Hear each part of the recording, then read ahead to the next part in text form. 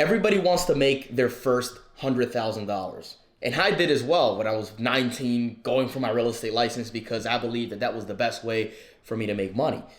And when I was 19, I didn't have anybody. It was just me. I had shitty friends in the past that I didn't want to associate with.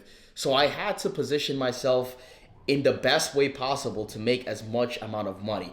My goal was $100,000. And at the time, it seemed huge. Right now, it's not really such a big thing as I'm making a lot more money than that. However, at the time, even writing down, I want to make $100,000 was like, all right, well, shit, how am I going to make that happen? And the way that I did it was through sales, right? So a lot of people look at real estate agents as maybe somebody that isn't in sales. It's more of a networking thing. And networking is huge when it comes down to real estate. But something that they don't teach you as you're taking your real estate course is for you to actually become somebody, you have to sell. And that's with anything, right? So I want to go step by step through my experience, highlighting some of the key points that you can utilize in your journey to make the fastest $100,000, your fastest six figures in sales. So the first thing that I did was I understood what it was that I wanted to sell. Some people become car salespeople. Some people sell high ticket products online. Some people sell real estate.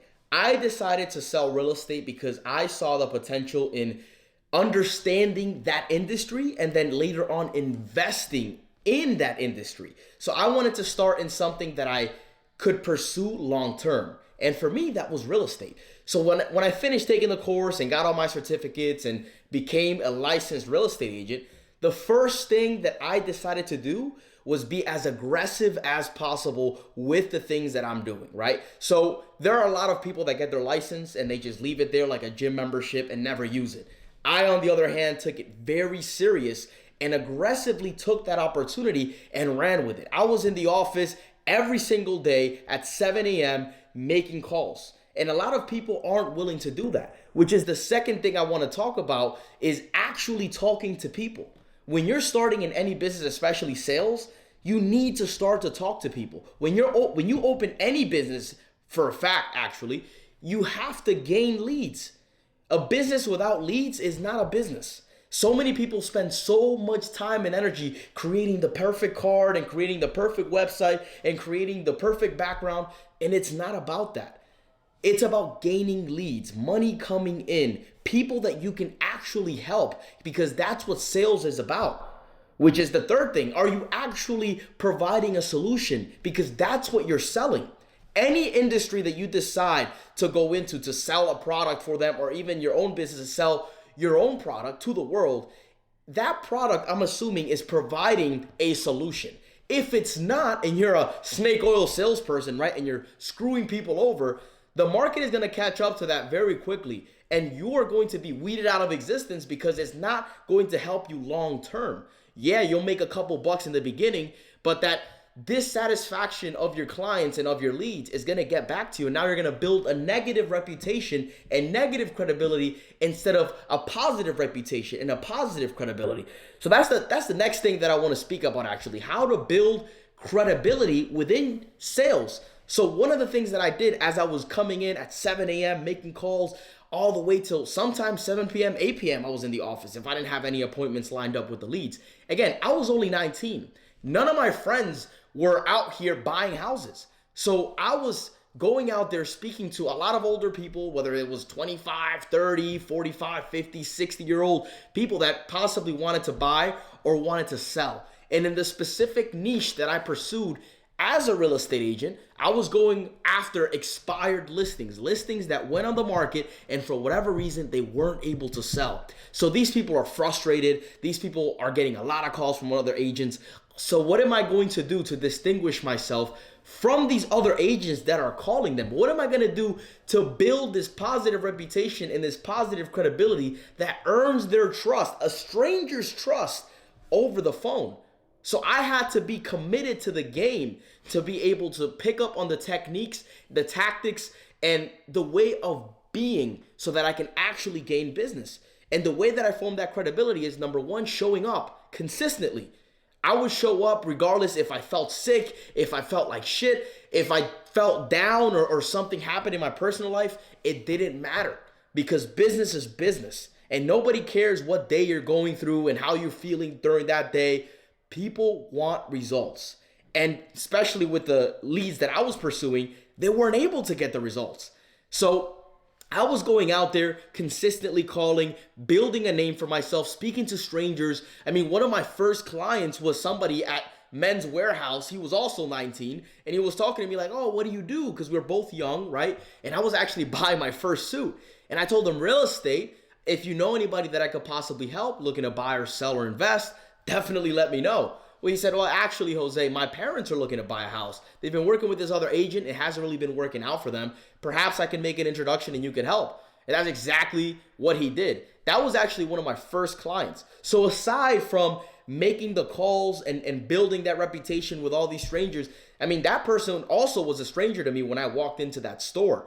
However, he became a friend because of the solution that I was able to provide to his family. And then down the line after that closing, it was pretty cool because aside from the 2 suits that I bought, we made a deal and I told him, listen, once I help your family buy a house, I'm gonna get a custom suit straight from you. And that's exactly what I did.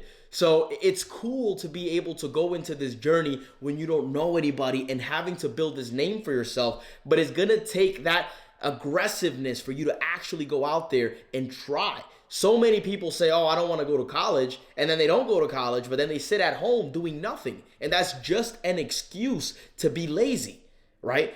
I don't particularly speak on going to college because I don't think it's useful. I think that you should do the things that you want to pursue and the things that are going to make you as rich as possible and as capable as possible so that you can be as valuable as possible. Now, if you want to be a doctor, an engineer, a lawyer, or something that requires some kind of certification, great, I understand. However, if you want to be a business person, if you want to be an entrepreneur, if you want to be a man that provides solution to the marketplace as a salesperson, because that is what we do, then I believe that that's the quickest way to make your first 6 figures. That's how I did it. So from the age of 19 to 21, all I was doing was showing up to the office, making calls at least 4 hours a day minimum. And that might sound, oh, only 4 hours a day. That's less than a 9 to 5. Of course I can do that. However, the reality is a lot of people aren't doing that. And that's why so many people get into these industries of sales where you're not limited and not capped on the income that you can make.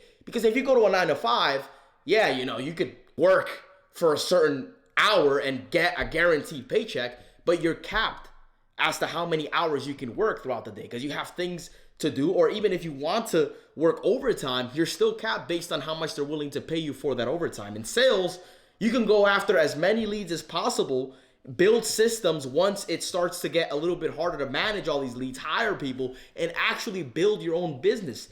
Not even the sky is the limit. You can break through that sky and make as much money as you want. So another thing too is presentation. Now when you're on the phones, when you're pursuing business, when you're going out there, are you actually enthusiastic about the things that you do?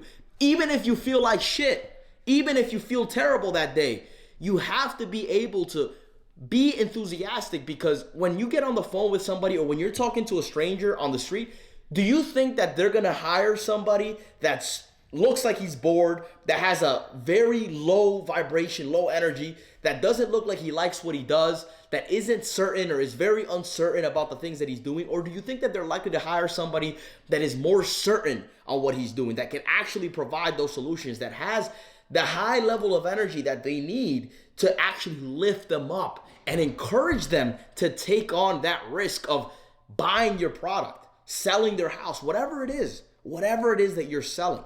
Because most of the time, the reason why they're seeking for a professional to help them in whatever field you're in is because they lack the guidance. Whether you're selling a fitness program, whether you're selling real estate, whether you're selling e-commerce, even whether you're marketing, how is your marketing? You think anybody's going to be attracted to marketing that's going to make them feel like you don't know what you're talking about? No. And that's the next thing. You have to sound competent. You have to actually know your product. If you invest your time in getting to understand what it is that you're selling, who your audience is, and how they're going to benefit, they will buy. Because now it's just a matter of communicating. Oh, actually, before you communicate with them about what your product is going to do for them, understanding What is their problem? Finding out why it's important for them to find a solution towards that problem, and then harmonizing that with your product and helping them understand that this is the best decision for them to actually achieve the end result, that solution, right? I got a lot of clients that want to move to Florida, they want to retire, yet they want to sell their house. Their last agent couldn't sell their house. So now they're frustrated, they're skeptical. Oh, you're just like everybody else. Well, what sets me apart? What sets me apart is, again, the enthusiasm that I have when I'm in the call, the certainty, me listening to them, actually taking my time to make them feel listened to. So many people just want to sell, yet they're not taking the time to listen if this person is even sellable, if this person is even a lead, if this person actually needs your service. What if he doesn't need your service? What if he can't afford your service? What if right now is not the best time for him? Maybe a year from now, 2 years from now, depending on his situation. Then you're going to start to spin your wheels, drag along. You're going to be thinking, man, I've been contacting this guy for years and he still doesn't want to do anything. Well, it's because you didn't take the time to get to know your client, get to know your audience. You have to be able to do that. And you know what? That's going to bring it back to the last point that I mentioned about credibility and building that trust and building that respect amongst your audience. I want to talk a little bit about mindset because this applies to sales. So many people are afraid of rejection because it's painful, right? You're going on this career path, you're going on this business, you don't know what to expect, and now you're being rejected, you're being called names, and now you're in a point where you're like, man, is it worth it for me to keep pursuing that? Well, here's what I'll tell you. Every successful person that you and I know has gone through those trials and tribulations, has felt the pain. And that's what this is about. You have to be built from that pain. You cannot allow these people to tear you down. You have to surround yourself. Again, I didn't have anybody. All the people that were around me were fucking idiots. So what did I do to surround myself with higher quality people that experienced the things that I was going through and was able to let me know, hey, it's going to be okay. I've also fucking been there. And it sucks and it's hard and it hurts. But at the end of the day, you have to go through the storm so that you can actually prove that you're worthy of the reward. And that's what everybody goes through. However, if you're around a circle of friends that are all unmotivated, that are all bummy, that are all lacking ambition, do you really believe that these people are going to lift you up? Or do you think that once you start making these excuses, once you start trying to quit, that there actually going to be acceptance of that and say, oh, well, you know what? It's all right, bro. Like, listen, you should actually just do something that's gonna, I see that you're stressed. I see that you're working so hard. You should actually do something that's gonna be better for you, like getting a stable income, working a 9 to 5. Listen, you're gonna have to take risks. If you want to make your 6 figures, your 7 figures, 8 figures, you're going to have to take risks. I don't know anybody that's successful in life that didn't take a risk. Anybody. So yeah, if you want to be complacent, if you want to be just like everybody else, if you want to just have a 9 to 5, yeah, sure. Go get a stable paycheck. Go ahead. That's fine. However, if you want to be one of the outliers, if you want to be that person in your family that because of you, because you had the balls to go out there and take that risk, you completely altered the course of where your family was going to be. You completely changed the course of where you were going to be because everybody thought that you were just going to be some loser. Everybody thought that you were just going to be a statistic. But you said, no, you know what? Regardless of what anybody thinks about me, I know that I can make it because I know other people have done it. I know other people have gone through these high pressure situations and this stress and this bullshit of being torn down, being in pain, going through the hardships that you go through as a business person. But they didn't give up because sometimes we cannot control the things that happen for us. However, we can control how we respond to those things. And if you respond in a way where you're not going to allow yourself to be in a position where you're not getting up, to prolong the laziness, to prolong the procrastination, to prolong being a fucking nobody. If you say no to that and you say, you know what, I don't give a fuck how hard it is, I'm gonna make it happen, then you will go out there again. And shit, it may work out that next time that you go after it, or it may not. That's how it is. Life is gonna test you. And you have to have the aggression and also the patience to be able to persevere through all the hurdles, through all the challenges that you are going to face, because that is why the 1% is the 1%. If it was easy, anybody would have that success. But because it's not easy, only a few people actually have it. And that's what we find valuable as human beings. What's scarce. Nobody wants what everybody has or what everybody else lives like or their lifestyle. Like, that's not attractive. That's not attractive to me. I don't want to be driving around in that piece of shit 1997 Honda Civic that the fucking headliner was falling apart, the AC didn't work, the heat didn't work, the trunk wouldn't close. I don't want to be riding around in that and being like, oh, well, you know what? I'm just a normal person. No. I want to be driving in the car that I want to drive. I want to be living in the house that I live. I want to be living the best possible quality of experience because I owe it to myself. I'm alive. And so do you. Unless you think that you can't. Because he who thinks he can and he who thinks he can't are both usually right? We all heard the, now you could say cliche quote, but it's fucking true. I knew that I could, and therefore I did. So now, do you know that you can do it? Or is there something in your mind still stopping you from achieving that? Because this is the world that we're living in. And we've always lived in this world. Any man that's remarkable, that you still know that, oh, you say somebody's name and like, oh yeah, that person did this great thing. Yeah. Well, they also went through these challenges. It was hard for them, just like it was hard for me. I fucking contacted over 700 people before I got my first piece of business, and maybe even more. What was I doing? 20 to 50 to 100 contacts every single day, speaking to strangers that didn't know me, building my name, going out there, making mistakes, but getting fucking back up and making those mistakes right, righting my wrongs, and becoming a better fucking person, building my character. And it took me 2 years to make my first 6 figures. However, are you going to be the person that just sits on the sideline and is always looking for a shortcut? Because let me tell you something, you're never gonna fucking find it. I didn't find it, and you know what? I wasn't fucking looking for it because I understood that it's hard. I understood that you had to go through a certain level of pain, and you had to endure that pain to be ready for that next level. And it just keeps on fucking going. So if you think that you're gonna be this average person, or if you wanna be this average person and you're inspired to be this average person that does nothing with their life, or that works his 9 to 5, has a ugly girlfriend, drives a shitty car, is always short on money, can't have the experiences that he wants, can't travel, can't put his family in a better situation, can't retire your own parents, always working, always busting their ass still, and they had you and you did nothing about it, what the fuck are you doing? Or if you say, I'm the person that's actually gonna make a difference in my family, I'm the person that's gonna drive the cars that I wanna drive, I'm the person that's gonna live in the place that I wanna live, I'm the person that's gonna travel and gain the experiences and actually live the best life that I can live. I'm the person that's gonna take care of my community.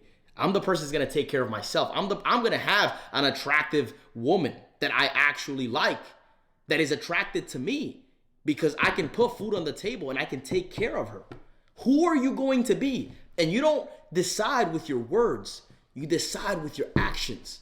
And when I was 19, I lost a lot of friends. I even lost a girl that I was with because she wanted to go party, she wanted to go hang out with friends. I didn't. I wanted to fucking work. And you know what? She still wants to be around. Why is that? Because I fucking did what I had to do despite of how anybody else saw me, because the perception that other people will have on you, especially when you're working and you're coming up in life, is who does he think he is? You know what? Yeah, he's not nobody. He thinks he's gonna do this, he thinks he's gonna do that. But it's only when you start to actually progress and when you start to become somebody that people start listening, that people start seeing. So don't expect anybody to believe you. Don't expect anybody to actually say, yeah, man, I know you can do it. Listen, the only people that will encourage you are the people that have done it. And you probably aren't surrounding yourself with enough people that have done it. That's why being in a network full of killers, full of people that are out there making things happen is so important, because we've been through it. We understand what it's like to be down. We understand what it's like to be low. We understand what it's like to not have enough fucking money to afford to fucking eat. We understand what that's like. However, despite of all those trials and all those tribulations, we fucking made it happen. And you have to set yourself apart from these people. So you want to make more money? Get into fucking sales, scale your fucking self, not even your business, scale yourself. Because as you build your character, as you build your presence, as you start dressing better, as you start communicating better, as you start being more enthusiastic, as you start to get into your field and actually take it serious, you will become somebody that everybody wants to be around. You know what? You'll become somebody that other men want to be and other women want to be with. And if you want to be this man that other men want to be and other women want to be with, you're going to have to set yourself apart from the average norm and go out there and do all the things that everybody thinks you're incapable of and fail until you fucking get it right. But never become a failure, because the only thing that's going to determine if you're a failure is if you fucking quit. Go out there, start today. Don't wait, because waiting is the best way to never make $100,000. Waiting is the best way. Not doing anything about your circumstance is the slowest way to make $100,000. But the fastest and quickest way to make your first $100,000 is to realize that nobody's coming to save you. Is to realize that there are no fucking shortcuts. Is to realize that you have to become the person that goes out there and gets the results. You may have to change your fucking identity. Now, what I mean by that is what you identify yourself as. You may identify as a fucking lazy piece of shit that isn't worthy of anything. Well, if you like that identity, then keep it. But if you want to change, if you want to actually make your first $100,000, then you're going to have to change that fucking identity. You have to start identifying with the person that actually makes the $100,000. Who are these people? They're sharp, they're punctual, they're enthusiastic, they follow up with their leads, they follow through with their leads. They're willing to take that rejection. They're willing to go through that risk. They're willing to go out there and fail, but then eventually succeed because they never gave